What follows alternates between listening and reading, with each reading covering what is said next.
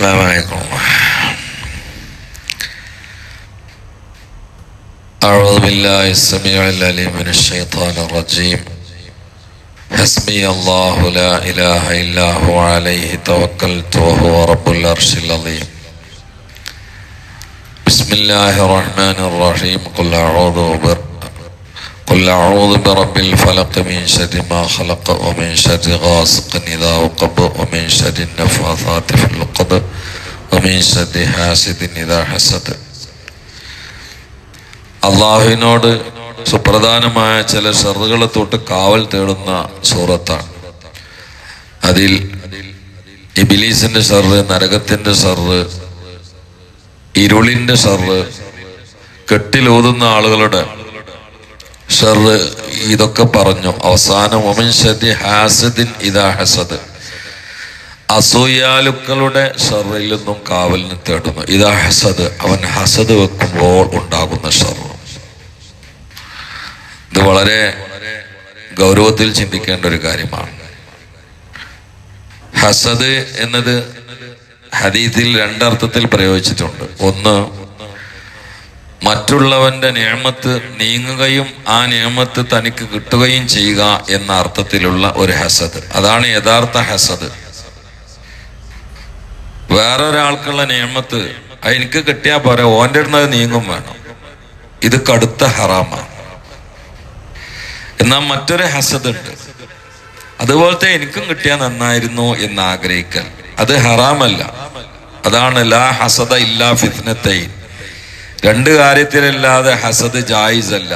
എന്നിട്ട് ഒരു കാര്യം പറഞ്ഞത് ഇൽമാണ്. ഖുർആൻ പഠിച്ച അനുസരിച്ചുകൊണ്ട് പ്രവർത്തിക്കുന്ന അവനത് ഓതി നടക്കണം. അങ്ങനെ കാണുമ്പോൾ നമുക്ക് തോന്നുന്ന പടച്ചോനെ അങ്ങനെ എനിക്കും കിട്ടിയാൽ മതിയായിരുന്നു എന്ന്. അതൊരു ഹസദാണ്. പക്ഷെ അത് ഹറാമല്ല, അത് നല്ലതാണ്. ഒരാള് നല്ല ഹലാലായ മുതലാളിയാണ്, ആൾ കിട്ടുന്ന പൈസ അനുസരിച്ചുകൊണ്ട് അയാള് കുടുംബത്തെ പോറ്റുന്നുണ്ട്, പാവങ്ങളെ സഹായിക്കുന്നുണ്ട്. അപ്പൊ മറ്റുള്ളവന് തോന്നാം ഇങ്ങനെ എനിക്കും കുറച്ച് പൈസ ഇട്ടെങ്കിൽ എന്ന് ആഗ്രഹിക്കുന്നത് തെറ്റല്ല. പക്ഷെ അയാളിൽ നീങ്ങണം എന്ന് ആഗ്രഹിക്കാൻ പാടില്ല. അതാണ് യഥാർത്ഥ ഹസദ്. ഈ ഹസദ് വലിയ ഗൗരവമുള്ളതാണ്. എന്താ വെച്ചാല് അസൂയാലുവിന്റെ ഹൃദയം എപ്പോഴും നീറിപ്പോകയും.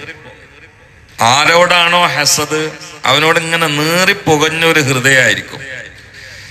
ആ നീറിപ്പോഞ്ഞ ഹൃദയത്തിൽ അവനിങ്ങനെ കണക്കൂട്ടണവും ചിന്തിക്കണവും തീരുമാനിക്കണതും കൊതിക്കണവും അലച്ചു വെക്കണോ ആഗ്രഹം വെക്കണോ ഓടി നടക്കണോ ഒക്കെ എങ്ങനെയാണോ അവൻ്റെ നിഅമത്തൊന്നാണ്ട് ഇല്ലാതാക്കുക എന്ന ആ ഒരു തീരുമാനത്തിലും ആ നിഅമത്ത് പോവാനുള്ള അവൻ്റെ വല്ലാത്ത ആഗ്രഹത്തിലും പലതും അവനിങ്ങനെ മിന്നിമറിഞ്ഞ് അവൻ്റെ ഹൃദയത്തെ സ്വാധീനിച്ചുകൊണ്ടിരിക്കും. അതിലേതെങ്കിലും ഒരു തീരുമാനത്തിൽ ഇവന് വരും. ഒന്നുകില് അവന്റെ കച്ചവടം തകർക്കാനായിരിക്കും, അല്ലെങ്കിൽ അവനെ കുറിച്ച് കളവ് പറഞ്ഞ് പ്രചരിപ്പിക്കാനായിരിക്കും, അല്ലെങ്കിൽ അവനെ ഗീബത്ത് പറഞ്ഞ് നടക്കലായിരിക്കും, അല്ലെങ്കിൽ അവന്റെ പേഴ്സണാലിറ്റി തകർക്കാനുള്ള പദ്ധതികളായിരിക്കും, ഗൂഢശ്രമമായിരിക്കും. അതൊന്നല്ലെങ്കിൽ മാരണം ചെയ്യും.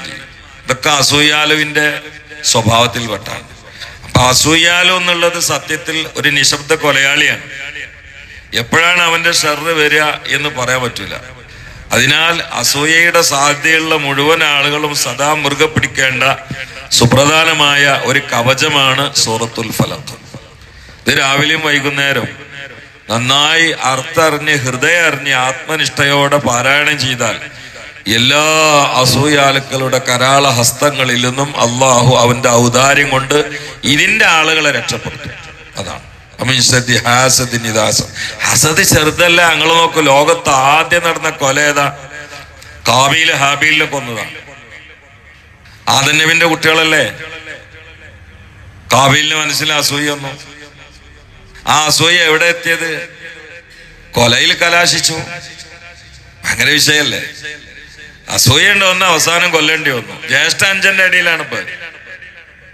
അസൂയ കൊണ്ട് കത്തിയെടുത്തിട്ട് നെഞ്ച് പിളർത്തി കൊല്ലേണ്ടി വന്നു. കൊന്നിട്ടപ്പോഴാണ് മറ ചെയ്യാന് നിവൃത്തില്ലല്ലോ. ഇതെങ്ങനെ മനുഷ്യന്റെ ആദ്യത്തെ ശവം കാണില്ലേ? ഒരു മനുഷ്യന്റെ ആദ്യത്തെ മയ്യത്ത് കാണുകയാണ്. ഇതിന്റെ സംസ്കാരക്രിയ ഒന്നും അറിയില്ല. ഇതിപ്പോ എങ്ങനെ മറമാടുകയെന്ന് ചിന്തിച്ചുകൊണ്ടിരിക്കുമ്പോഴാണ് ഒരു കാക്ക പാറി വന്നിട്ട് അതിന്റെ കൊക്കൊണ്ട് ഒരു കുഴി ഉണ്ടാക്കിയിട്ട് മറയുന്ന രൂപം കാണിച്ചു കൊടുത്തത്. മയ്യത്തിനെ കഫൻ ചെയ്യുന്നതിന്റെ ലോകത്തിന്റെ ഉസ്താദ് കാക്കയാണ്. നമ്മളെ മേമാക്കല്ല, മേൽക്കൂടി പറക്കണ ഒറിജിനൽ കാക്ക. അങ്ങനെയല്ലേ മറയല് തുടങ്ങിയത്. അപ്പൊ ഈ അസൂയ മൂത്തിട്ട് ആ അസൂയ ആളിപ്പടർന്ന അവസാനം സ്വന്തം ചോരയിൽ പിറന്ന സ്വന്തം സഹോദരനെ കൊല്ലുന്ന അവസ്ഥയിലേക്ക് വരെ അത് വന്നു. ഇത് അന്ന് മാത്രമല്ല, ഇന്നും അങ്ങനെ തന്നെയാണ്. ഇനി അതിന്റെ മേലൊരു അസൂയ വേറെ നടന്നിട്ടുണ്ട്. ഇബ്ലീസിന് അള്ളാഹുവിന്റെ കൽപ്പനയിൽ നിന്ന് പിന്തിരിയാൻ കാരണം എന്താണ്? പടച്ചോനെ ചെറുതായി കണ്ടോണ്ടല്ല, പടച്ചോനെ ഇബ്ലീസിന് പേടിയാണ്. ഇബ്ലീസ് പറഞ്ഞല്ലേ ഇന്നി അഖാഫുല്ലാഹ എന്ന് പറഞ്ഞല്ലേ, എനിക്ക് അള്ളാഹിനെ ഭയങ്കര പേടിയാന്ന് പറഞ്ഞല്ലേ. അള്ളാഹിന് ഭയങ്കര പേടിയാണ് ഇബ്ലീസിന്. പ്രശ്നം എന്താ അറിയോ? ആദം നബിക്ക് കൊടുത്ത ഇവർക്ക് പറ്റില്ല. അതാണ്, അതിനാണ് അസൂയ എന്ന് പറയുന്നത്. ആ അസൂയയിൽ നിന്നാണ് ഇബ്ലീസിന്റെ കിബറും വന്നത്. അതുകൊണ്ടാണ് സാധാരണ തക്കബറ എന്ന് പറയേണ്ട സ്ഥലത്ത് ഖുർആന് വസ്തക്ബറ എന്ന് പറഞ്ഞത്. അപ്പൊ ആ വസ്തക്ബറ വക്കാന മിനൽ കാഫിരീൻ.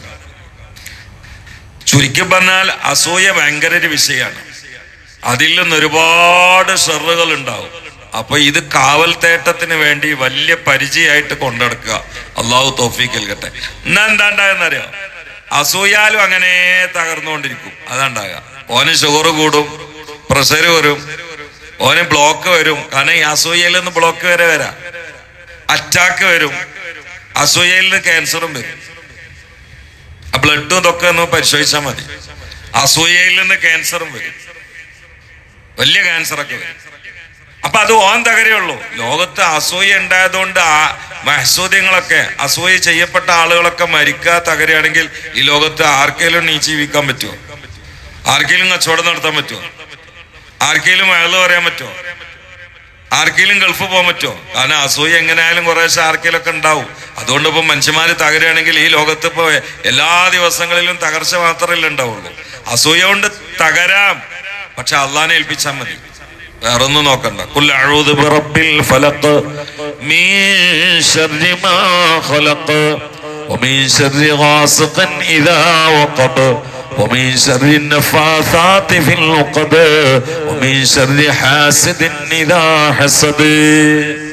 ഇതൊക്കെ ഓതിയിട്ട് അസൂയാലുവിന്റെ ഷറിൽ നിന്ന് രക്ഷക്ക അള്ളാഹുവിനോട് കെഞ്ചണം. അത് ശരിയാണ്. പക്ഷെ നമ്മൾ ആ കൂട്ടത്തിൽ പെടണത് ശ്രദ്ധിക്കും വേണം. നമുക്ക് ആരോടും അസൂയ ഉണ്ടാകാൻ പാടില്ല.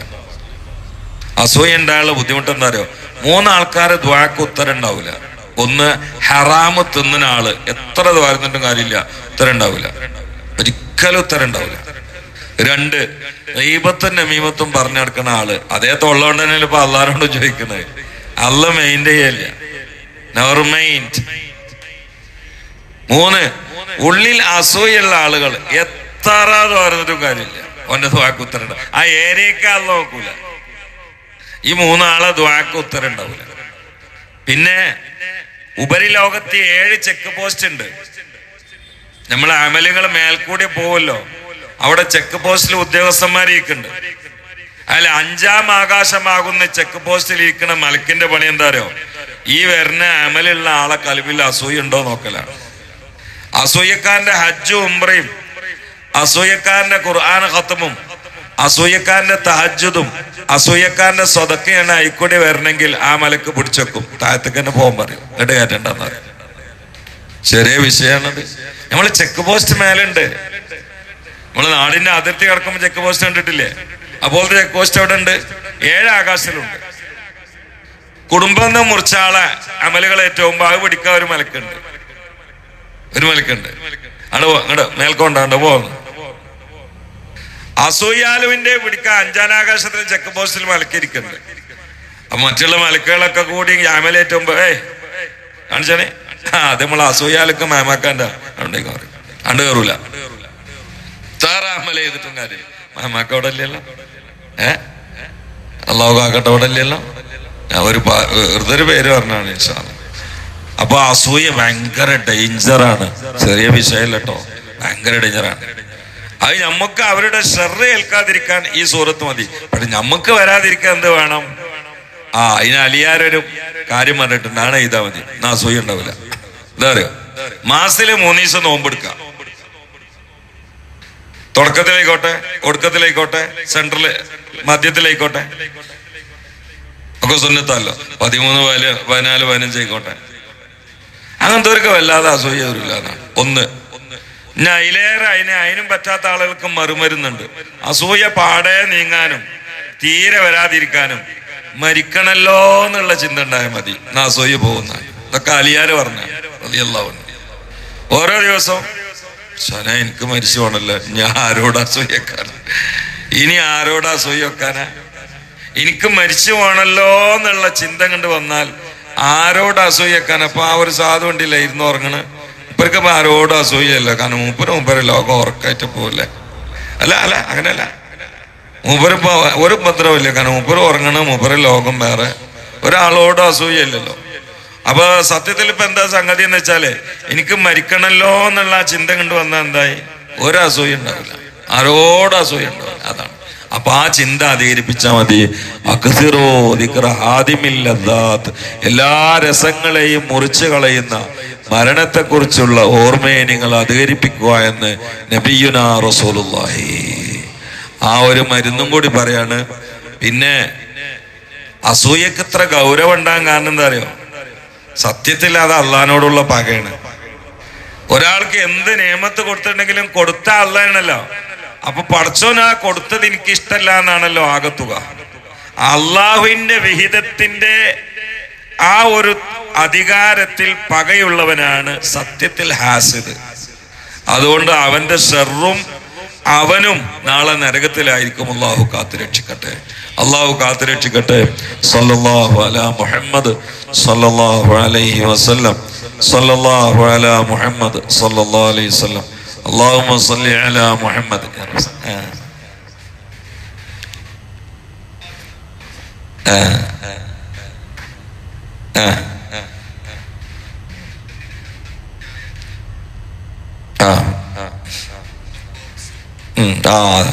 ഇന്നല്ലദീന കദ്ദബൂ ബിആയാതിന, നമ്മൾ ആയത്തുകളെ കളവാക്കുന്ന ആളുകൾ, വസ്തക്ബറു അൻഹ, നമ്മൾ എത്ര ദൃഷ്ടാന്തങ്ങൾ കാണിച്ചു കൊടുത്താലും അതിനെ തൊട്ടൊക്കെ മുഖം തിരിച്ച് അഹങ്കരിക്കുന്ന ആളുകൾ, ലാ തുഫത്തഹു ലഹും അബ്വാബു സമാ. ഞാനാ പറഞ്ഞതിന്റെ ഒരു ആയത്താണ്. ആകാശലോകങ്ങളുടെ വാതിലുകൾ അവർക്ക് തുറക്കപ്പെടുന്നതല്ല എന്ന് പറഞ്ഞാൽ 2-3 അർത്ഥങ്ങളുണ്ട്. ഒരർത്ഥം, ആകാശങ്ങളിൽ നിന്ന് ഒരുപാട് നിയമത്ത് ഒഫിസ്സമായി റിസ്ഖുക്കും എന്ന് പറഞ്ഞിട്ടുണ്ട്. നിങ്ങളെ ഭക്ഷണം ആകാശത്താണെന്ന് വരെ ഖുർആൻ പറഞ്ഞിട്ടുണ്ട്. ഒക്കെ ഗഹനമായി ചിന്തിച്ച അത്ഭുതമാണ്. അതൊക്കെ ഇവർക്ക് അടക്കും, ആകാശത്തു നിന്നുള്ള റഹ്മത്തുകൾ അടക്കും. രണ്ടാമത്തെ, ഇവരുടെ അമലുകൾ ഉയർന്നു പോകുന്നത് അവിടെ വെച്ച് ബ്ലോക്ക് ചെയ്യും. അതാണ് ആ ഒരു തക്ദീബും ഇസ്തിക്ബാറും എന്നത് ഒരർത്ഥത്തിൽ അസൂയയുമായി കലർന്നു നിൽക്കുന്നതും കൂടിയാണ്. അപ്പൊ അല്ലാഹു സുബ്ഹാനഹു വ തആല കാത്തുരക്ഷിക്കട്ടെ. അവര് സ്വർഗത്തിൽ കടക്കൂല.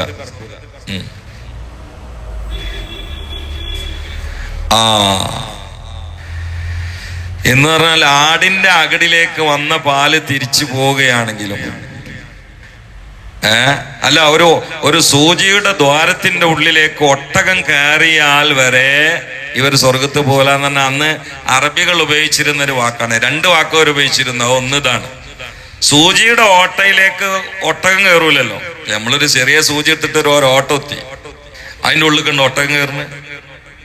അതിന് അറബി നമ്മൾ പറയും അക്കീദിൽ അക്കലിയ മഹാല എന്ന് പറയും. ഹത്താ എലിജൽ ജമലു ഫീ സമ്മിൽ ഖയാത്ത്, അങ്ങനെയല്ല വാക്ക്.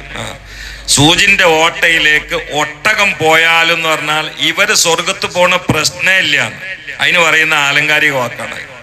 അറബികളൊന്നും ഉപയോഗിച്ചിരുന്നൊരു വാക്കാണ്. സൂചിന്റെ ഓട്ടയ്ക്ക് ഒട്ടകം പോയാലും, സൂചിന്റെ ഓട്ടയ്ക്ക് ഒട്ടകം ഒരിക്കലും പോവില്ല, ഒരു സ്വർഗത്തേക്കും പോവില്ല. അള്ളാഹു കാത്തുരക്ഷിക്കട്ടെ, അള്ളാഹു കാത്തുരക്ഷിക്കട്ടെ. സല്ലല്ലാഹു അലാ മുഹമ്മദ് സല്ലല്ലാഹു അലൈഹി വസല്ലം, സല്ലല്ലാഹു അലാ മുഹമ്മദ് സല്ലല്ലാഹു അലൈഹി വസല്ലം. اللهم صل على محمد يا ربي صل عليه وسلم. الحمد لله رب العالمين. اللهم صل على سيدنا محمد وعلى آل سيدنا ومولانا محمد. എൻ്റെ കുടുംബത്തിലെ ഒരു പ്രായമുള്ള ഒരാള് ഇന്നലെ വഫാത്തായി. അല്ലാഹു തആല അവർക്ക് മഗ്ഫിറത്ത് നൽകട്ടെ. ആലിംഗലാണ്, നല്ലൊരു മാഷായിരുന്നു, നല്ലൊരു സത്യസന്ധനായിരുന്നു, നീതിമാനായിരുന്നു, കുടുംബങ്ങളോടൊക്കെ വലിയ സ്നേഹമുള്ള ആളായിരുന്നു, എന്നോട് പ്രത്യേക അടുപ്പുള്ള ആളായിരുന്നു. ഇന്നലെ വാള് കഴിഞ്ഞിട്ട് രാത്രി 1 മണിക്ക് അവിടെ പോയിട്ടാണ് ഇങ്ങോട്ട് വന്നത്. അല്ലാഹു തആല അവരെ ഖബർ സന്തോഷമായി കൊടുക്കട്ടെ. അല്ലാഹു സുബ്ഹാനഹു വ തആല നമുക്കൊക്കെ ആഫിയത്തുള്ള ദീർഘായുസ് പ്രദാനം ചെയ്യട്ടെ. അല്ലാഹു ആരോടും പകയും വിദ്വേഷവും ദേഷ്യവും ശത്രുതയും അസൂയയും അഹങ്കാരമൊന്നുമില്ലാത്തൊരു കൽബ് അള്ളാഹു നമുക്ക് പ്രദാനം ചെയ്യട്ടെ. ഉള്ള നിയമത്തിൽ തൃപ്തിപ്പെടുത്ത് അള്ളാഹുവിനോട് അതിനെ നന്ദി പറഞ്ഞുകൊണ്ട് അള്ളാഹുവിന്റെ സ്വർഗം സ്വന്തമാക്കുന്ന നിഷ്കളങ്കരിൽ അള്ളാഹു നമ്മളെ ഉൾപ്പെടുത്തട്ടെ. ആഫത്ത് മുസീബത്തുകളിൽ നിന്ന് അള്ളാഹു കാത്തുരക്ഷിക്കട്ടെ. എല്ലാ മാരണങ്ങളിൽ നിന്നും, മാരക രോഗങ്ങളിൽ നിന്നും, മാറാവ്യാധികളിൽ നിന്നും, അസൂയക്കാരിൽ നിന്നും, ശത്രുക്കളിൽ നിന്നും അള്ളാഹു നമ്മളെ കാത്തുരക്ഷിക്കട്ടെ. അള്ളാഹു സുബ്ഹാനഹു വ തആല ഈ ക്ലാസ്സിൽ പങ്കെടുക്കുന്ന മുഴുവൻ ആളുകൾക്കും നമ്മോട് ബന്ധപ്പെട്ട ആളുകൾക്കും നാരകീയ ജ്വാലയിൽ നിന്ന് പ്രത്യേക കാവൽ അവന്റെ ഔദാര്യം കൊണ്ട് ഏർപ്പെടുത്തട്ടെ. സ്വർഗം അള്ളാഹുവിന്റെ ഔദാര്യം കൊണ്ട് നമുക്ക് ഉജൂബാക്കി തീർച്ചേ.